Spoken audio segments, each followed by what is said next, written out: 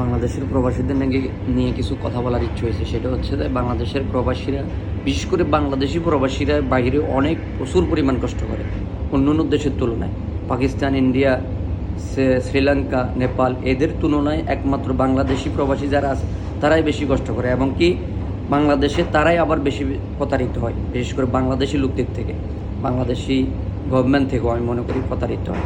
যে এখন একটা নতুন একটা রুল হয়েছে যে বাংলাদেশে একটা প্রবাসী যদি যায় 60 দিনের বেশি যদি থাকতে হয় তাহলে তার মোবাইলটা রেজিস্ট্রেশন করতে হবে। এটা আসলে সত্য নাকি গুজব সেটা জানি না, কিন্তু এটা যদি আসলে সত্য হয়ে থাকে এটা কিন্তু প্রবাসীদের সাথে অন্যায় হচ্ছে। আমি মনে করি সরকার এই সমস্ত ব্যাপারগুলা অন্তত প্রবাসীদের জীবনটা একটু নর্মাল করার চেষ্টা করুন সব ক্ষেত্রে।